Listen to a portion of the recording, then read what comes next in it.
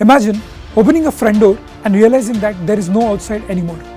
No streets, no sky, just a towering wall of snow.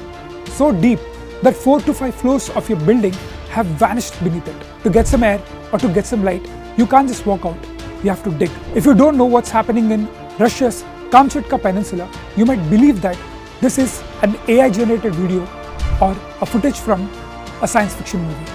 But guess what? This is real. One day, it started snowing and it never stopped. One of the world's most remote and untamed regions has been buried under a record-breaking snow. For us, in a sunlit room, this might look like a spectacle, but for the people of Kamchatka, it's survival. Authorities have declared a state of emergency. This is Mother Earth, unfiltered and real, and this is what's happening in Russia's Kamchatka.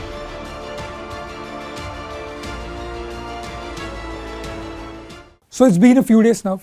Kamchatka Peninsula is experiencing one of the wildest snowstorms. Life has come to a standstill over there. Airports, public transport, schools, colleges, everything has been closed over there. And authorities have declared a state of emergency. And you would see that urban avalanches and roads are all blocked because of the snow. Okay, so and this has been one of the record-breaking snowstorms that Russia has ever experienced. So firstly we'll just see where exactly is this Kamchatka Peninsula. We'll see the geography of it. So this is Russia, and here you'll see Sea of Okhotsk, and here is Bering Sea, and here is Japan. Okay, and above these are Kuril Islands, and this is Kamchatka Peninsula. This is one of the remote regions of Russia. Okay, so this is the geography of the Kamchatka Peninsula, and so why and how it is happening, the mechanism. Okay, I have divided it into like 3 to 4 phases. So the first phase is the engine phase, and this is in the Sea of Okhotsk. Usually at this point of time of year, Russia has very low temperature, but in Sea of Okhotsk this time, because of the rising temperature, it is unusually warm. Okay, when the temperature rises, it will create a low pressure point. Okay, and because of which the air starts moving up. Okay, and when it is moving up, it will carry moisture, and this has created a moisture laden conveyor belt.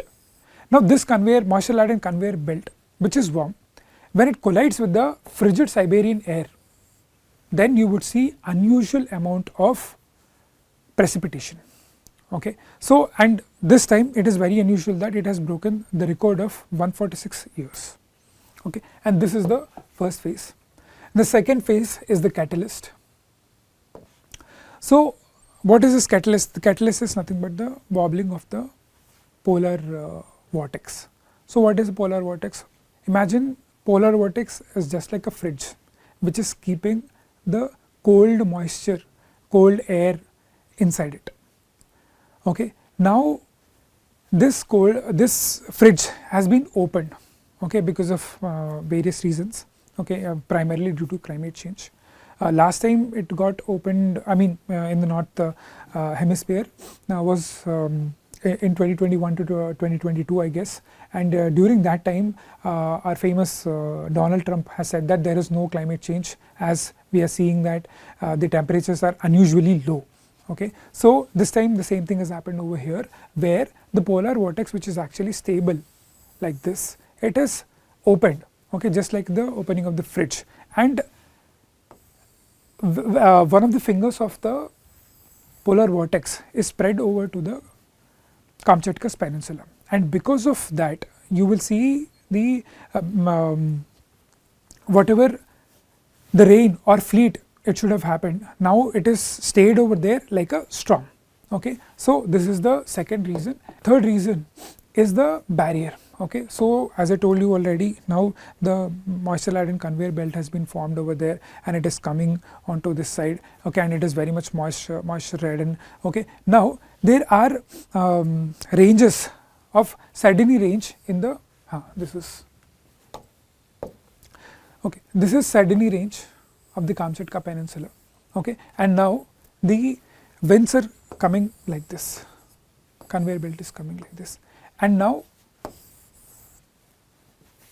because the winds are coming like this, you will see adiabatic cooling of the moisture-laden winds.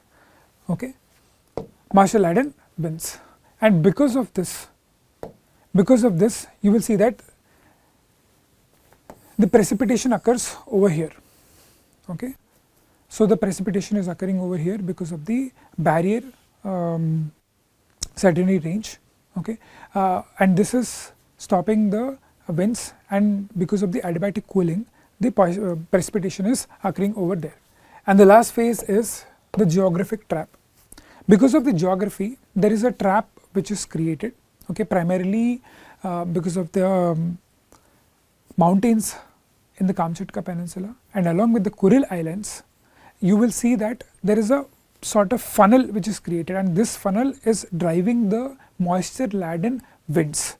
Okay, and along with that, you will see there is a high pressure system created in the Bering Sea.